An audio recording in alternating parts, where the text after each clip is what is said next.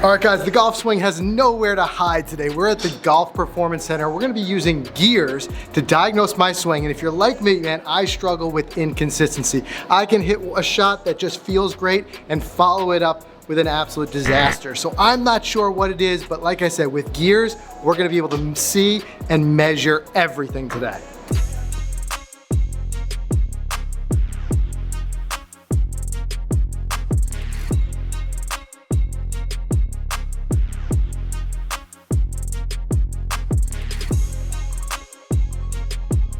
All right, I am all suited up, right? And we've got Dennis and Wally here at the Golf Performance Center. And Dennis, one thing that I struggle with is inconsistency. So I've been trying to really focus on my fundamentals, one big thing being balance, but I still do struggle with inconsistency. And that's what's really holding me back from reaching that next level. I'm 11 handicap right now, just trying to dip into those singles. It's one or two bad holes. I don't know if I'm relying on timing, but I want to see what you think. Yeah, well, you just said it. You're not sure if it's timing. What is it? So the gears is going to find out. I call the gears a truth finder. We're going to get every bit of information we could ever need, and too much information. But we'll sift through it and hopefully identify a couple things that maybe a light bulb will go off for you and you understand it a little better. In golf, TMI is not a bad thing. That's right. It's a truth finder. That's right, truth finder. All right, so for this, Frank, we're going 7-iron. Yeah, and even the club has been calibrated, so we've got all these different reference points on here as well. That's super cool. We'll have Dennis explain what it does in a minute.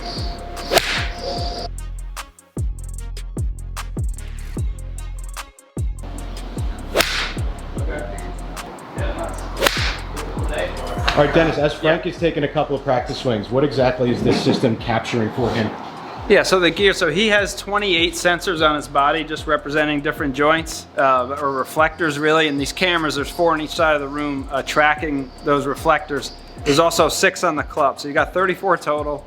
The cameras track the reflectors within 0.2 millimeters, the thickness of a piece of paper at 240 frames per second. So, like I said, I mean, it's gonna get every bit of information we need about every part of his body and how it's moving and when, and exactly how that club shaft is being loaded and released, and then all the dynamics of impact that we'd want to know. So you get all that juicy data for his swing, and yeah. then below his feet, we got the swing cat, which is going to measure his weight. That's right. So that has a pressure plate and a force plate. So that's measuring ground forces. The magnitude and the direction in which he's using the ground to create speed.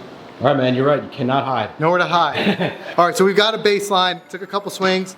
3 of them felt good. 1 of them felt terrible. That's what I mean about inconsistency. So let's take a look at this one. Like you said, I think you hit 3 good ones, and then one the 10th ball flight, we call that last one off the hosel.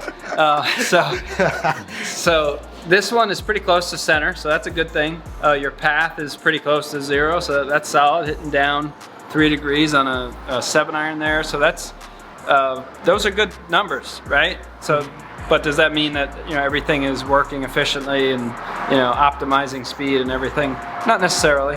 Are you able to be consistent? I think it's really about dispersion. What's your dispersion? Or I think people look at it as consistency. But you hit 3 in this area and then that 1 over there. So is there margin for error just in the way you move, right? Can you repeat it? I just want to be able to repeat that every time. And that's what I feel like eludes me. So, all right, so just to start out, so we're looking at this spine. So again, 90 is just vertical from face on. So if you're less than 90, which is not much, you're slightly leaning towards the target, which is sort of the opposite of what you want. So you have, because your right hand's below your left, you want to have a little bit more spine tilt at setup. One thing that really stands out is your hips.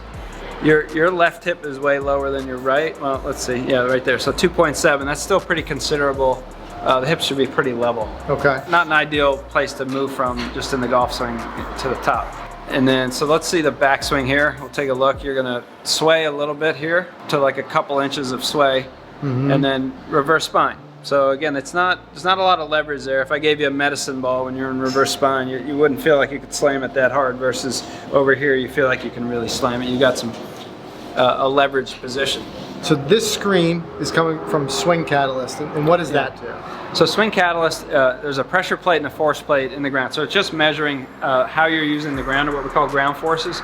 So what direction you're using the ground to move, you know, towards the target or where towards the target, rotationally and then vertically.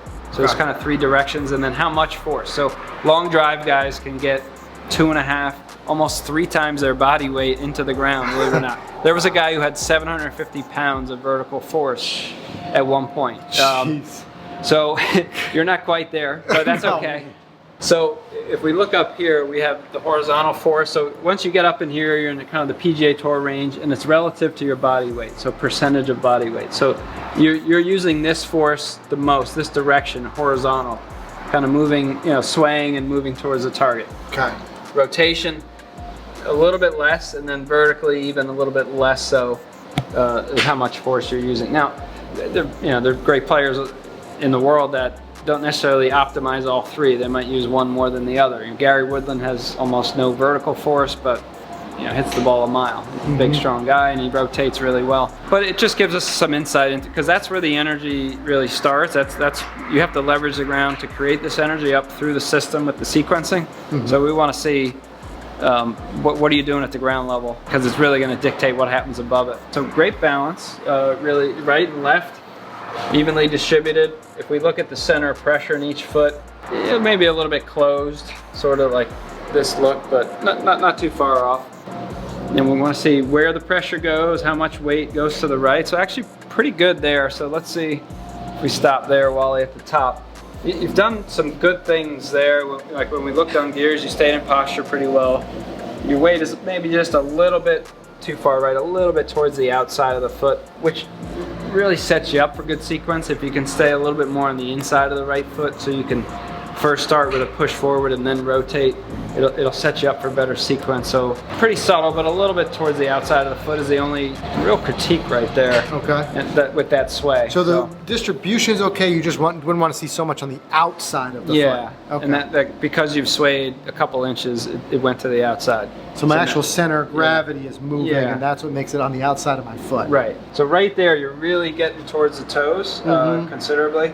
Yeah, mostly in the left toe, which you should be on your left there. That's good. But a lot of weight has gone to the toes, which really tends to make it hard to rotate as well as you could. Once you get to your toes, it's like, well, hang on. The last thing you're going to do is let yourself just fall down. Right? So you're going to do something to kind of regain balance and not rotate and go as hard as you can.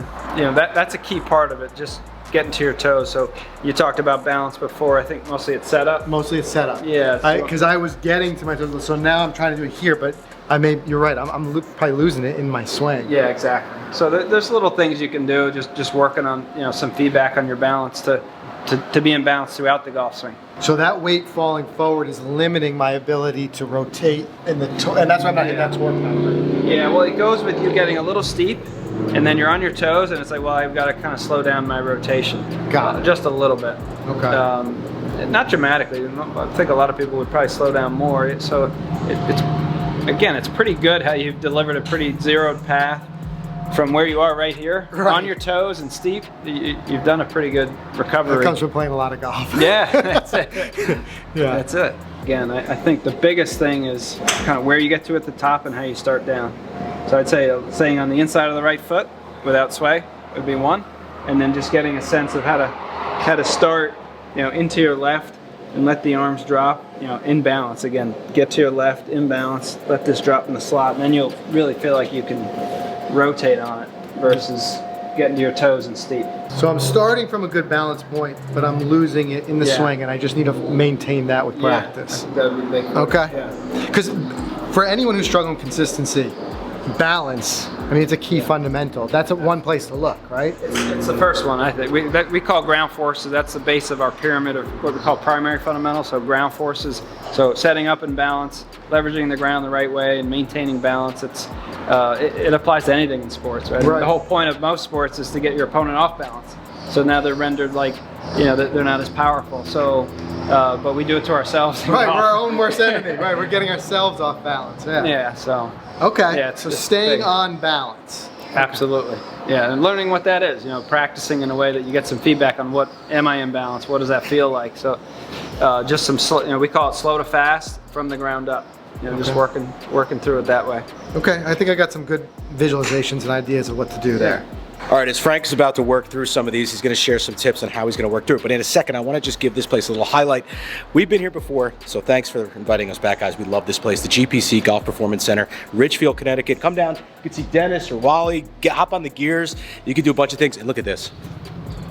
I mean, it's a pretty sweet place. So, all right, back to Frank. Balance, Frank, balance. Balance, balance. It's all about that balance. Ooh.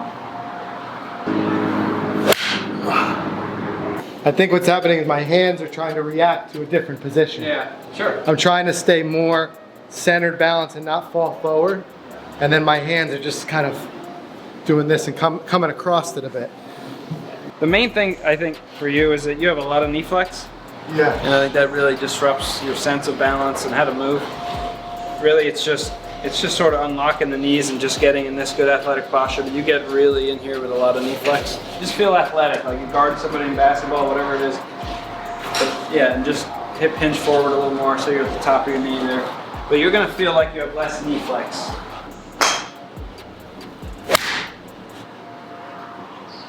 Good contact. Felt weird at first, but anything new is going to feel weird. I think if you worked on that and your balance, that would help, because that's your space, right? This is the kind of the corridor like we talked about for the arms and club, but you're already kind of getting in the way of that.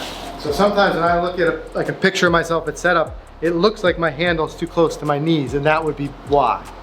Because of too much knee flex. Yeah, if you just, literally all you might have to do is just go, and you're fine. Got it. You wouldn't have to really change anything else, maybe.